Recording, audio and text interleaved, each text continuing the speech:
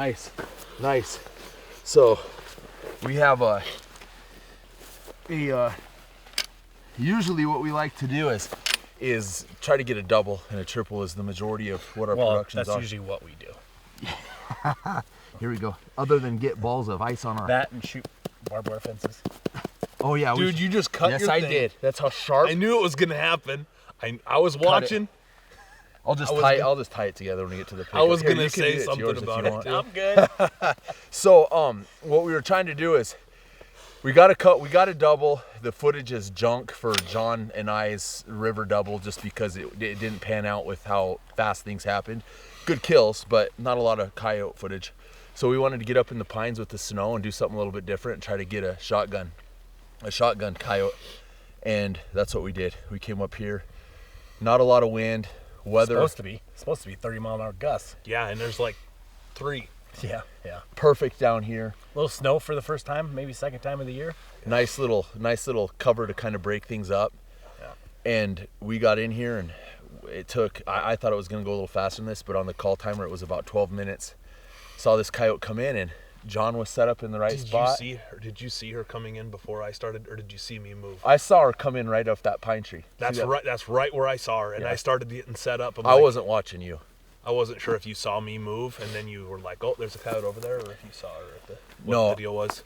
I saw her right after that pine tree, zoomed in, and then I'm like, geez, I got to go through my sounds and hit the squeak for John, because I'm not sure if he saw her. But like Keith said, she was 100% going to circle back in that plum thicket. Yeah. And to our south. She would have been gone. Yeah. She would have 100% been gone right up that draw. Yeah. And I hit the little squeaker and the decoy, and it kinked her straight in. It made her beeline it right at that call. What'd you say, 23 yards, John? Yeah, that's what I ranged it at. Yeah. And then how far from the call? 5 steps. Which is too close, because she was going to catch a whiff. Yeah. I'm really surprised she didn't catch. It looks like the wind's out of the northwest here, but like you said, it was kind of doing some weird stuff. Yeah. Well, just looking at the snow right here, I can see some going straight away, some going left, and some going right. Yeah, and that's the kind of wind you don't want, light and variable, because then, see, right now it's blowing in my face. Yep. It's the opposite. Yeah.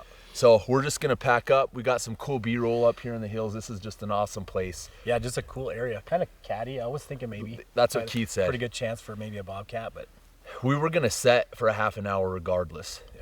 And we'll let it pan out, but this happened in 12 minutes. And then this is actually a good spot for a lion too, a mountain lion. Yeah. You know, we could 100% call something like that in if we sat here. But this is cool. Pretty coyote, really white, popping when she came in.